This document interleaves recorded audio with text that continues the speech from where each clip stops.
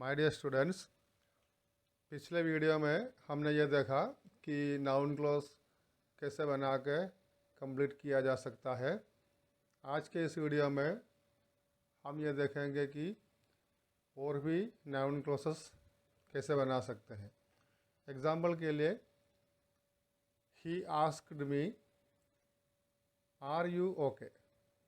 इन दोनों सेंटेंसेस को मिलाने पर हमें आंसर मिलेगा He asked me whether I was okay। इस आंसर में हम ये देखें कि दोनों सेंटेंसेस को जोड़ने के लिए वेदर का यूज़ किया गया है।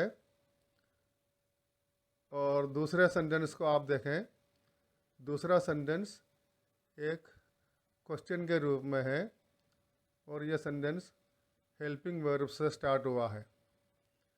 हेल्पिंग वर्ब से स्टार्ट होने वाला कोई भी क्वेश्चन यस या नो में जवाब देता है।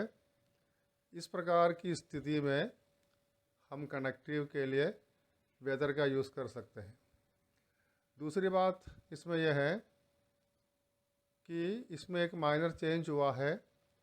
यू की जगह पर आई का प्रयोग किया गया है, आर की जगह पर वास का प्रयोग किया गया है। ये दोनों परिवर्तन सेंटेंस की मीनिंग को बनाए रखने के लिए किया जाता है। इस प्रकार सेंटेंस बनाते समय हमें यह ध्यान देना चाहिए कि हमारा जो दूसरा सेंटेंस है जो कि लिखा है आर यू ओके, इस सेंटेंस को हमें एक असर्टिव सेंटेंस में चेंज करना चाहिए। यानी कि यह सेंटेंस बन जाता है आई एम ओके। इसके पश्चात जोड़ते समय इस सेंटेंस को मीनिंग के हिसाब से यू की जगह पर आई और मेन क्लॉज में जो टेंस है वो पास्ट टेंस में होने के कारण आर के स्थान पर वास का प्रयोग किया गया है। अब हम एग्जाम्पल नंबर 2 देखें। नंबर 2 में he asked this do you take exercise daily. इसका आंसर होगा he asked whether I took exercise daily. इस सेंटेंस में जो परिवर्तन आया है वो इस प्रकार है। फर्स्ट सेंटेंस में जो दिस हैं उसको डिलीट किया गया है। सेकंड सेंटेंस को इंट्रोगेटिव होने के कारण हम उसको असर्टिव सेंटेंस में चेंज करें तो यह सेंटेंस बन जाता है you do take exercise daily और इस डेली के बाद फुल स्टॉप लग जाता है। अब इस सेंटेंस में डू और टेक को देखें तो ये दोनों सिंपल प्रेजेंट टेंस में हैं और जब हम इस पार्ट को फर्स्ट पार्ट से जोड़ देते हैं तो हमें डू की इसमें आवश्यकता नहीं होती है। इस कारण से हम डू को डिलीट कर देंगे। लेकिन जो सेंटेंस मेन क्लॉज बनता है यानी ही आस्क्ड दिस वाला जो सेंटेंस है, इसमें पास्ट टेंस होने से हमें टेक को टुक यानी पास्ट टेंस में परिवर्तित करना चाहिए। एग्जाम्पल नंबर 3 देखिए। She asked have you eaten anything. इसका आंसर है she asked whether I had eaten something. इसमें जो परिवर्तन हुआ है देखें, कनेक्टिव के तौर पर वेदर को यूज़ किया गया है क्योंकि सेंटेंस हेल्पिंग वर्ब से स्टार्ट हुआ है। दूसरे सेंटेंस को हम एक असर्टिव सेंटेंस के रूप में चेंज करें और उसके पश्चात उसको मेन सेंटेंस के साथ जोड़ दें। मेन सेंटेंस में पास्ट टेंस होने से हमें जो सेंटेंस दिया गया था उसको भी हम पास्ट टेंस में चेंज कर दें। Example number 4, this is not clear who did it. इसका आंसर है it is not clear who did it. अब इस सेंटेंस में आप देखें, दिस को इट ने रिप्लेस कर दिया है। सेकंड सेंटेंस को देखिए, हु डिड इट लिखा है। यह भी एक क्वेश्चन है, लेकिन यह क्वेश्चन हेल्पिंग वर्ब से स्टार्ट नहीं हुआ है।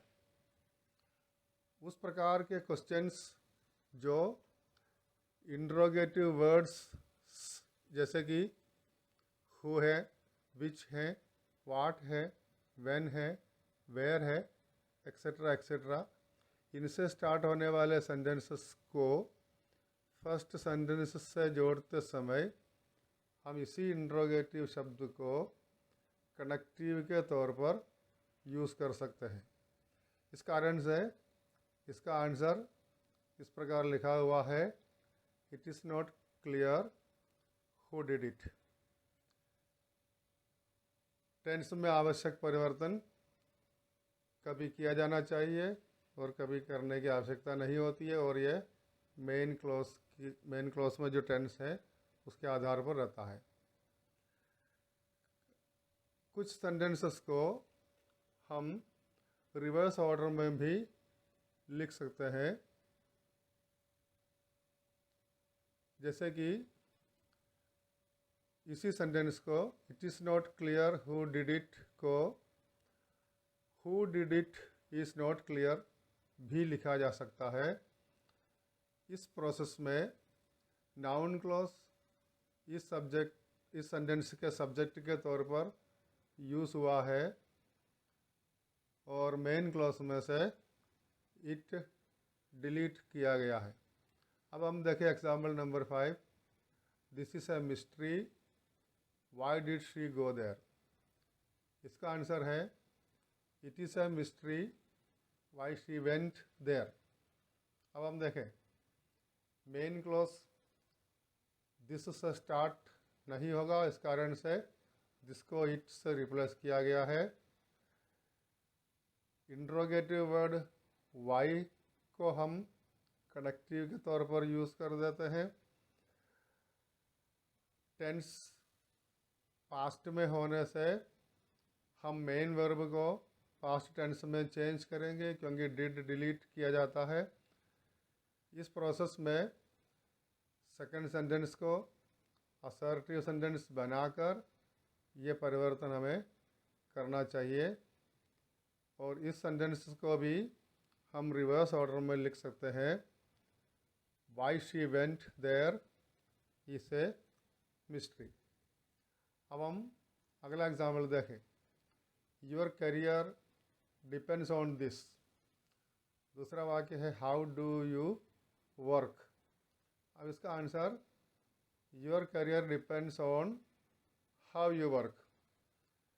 इन दोनों वाक्यों को जोड़ते समय दिस को डिलीट किया गया है, हाउ को कनेक्टिव के तौर पर यूज़ किया गया है, डू को डिलीट किया गया है, टेंस को चेंज नहीं किया है, क्योंकि हमारा जो फर्स्ट सेंटेंस है जो मेन क्लॉज बनने वाला, उसमें प्रेजेंट टेंस यूज़ किया गया है।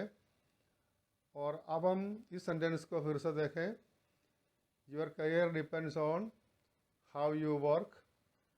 इस सेंटेंस को इससे पूर्व हम एग्जाम्पल नंबर 4 और एग्जाम्पल नंबर 5 में जो रिवर्स ऑर्डर में जो लिखा था, उस प्रकार इस सेंटेंस को रिवर्स ऑर्डर में नहीं लिखा जा सकता।